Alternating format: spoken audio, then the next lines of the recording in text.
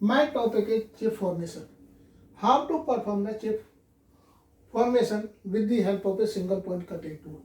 The workpiece is tightly firm on a machine vise. Tool move in this direction. Tool is moved in this direction. Due to the motion of the tool, the sub force is developed. This force is called the shearing force. Due to the shearing force, some metal is deformed here.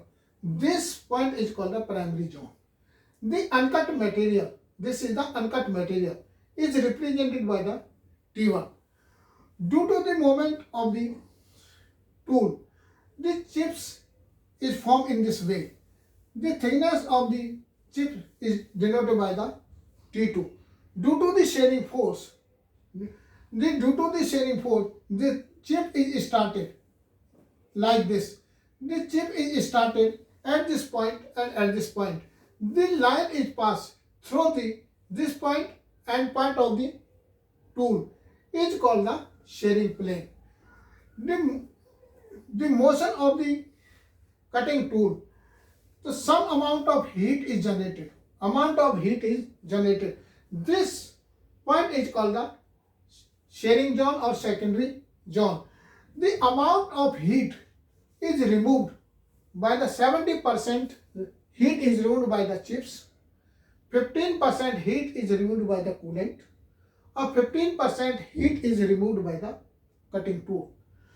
Due to this cutting tool, the formation of the chips, the thickness of the chips is represented by the T2.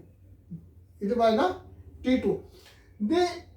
It is not very easy to determine the shearing angle. So from this point, a line is draw a perpendicular on a plane and draw a line parallel to the OA. So this angle is equal to shearing angle. This angle is equal to rack angle. This angle is equal to 19 minus theta and shearing angle. So the chip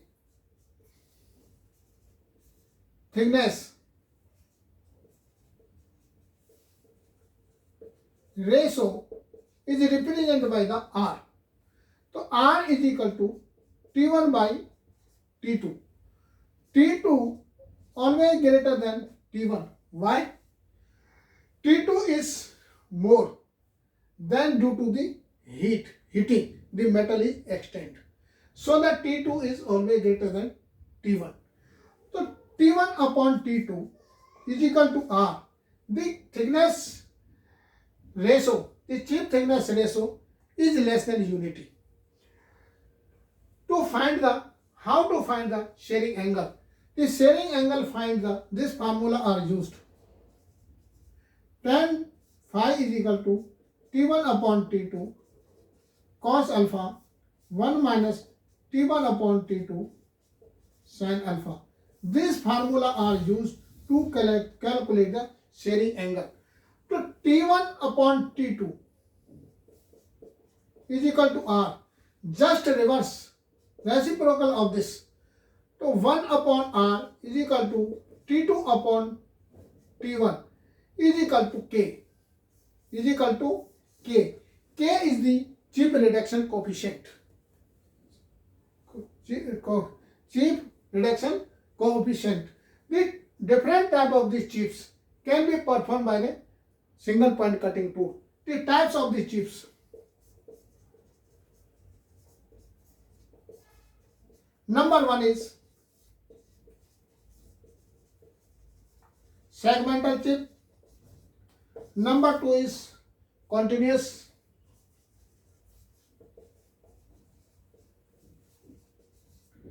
Number 3 is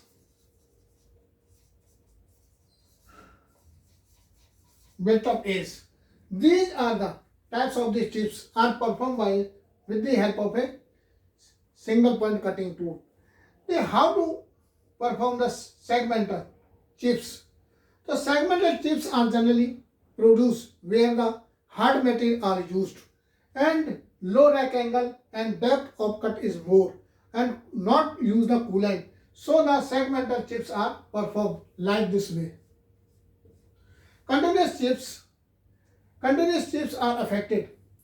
The rack angle is low, the thickness, depth of cut is low, and coolant is sufficiently used.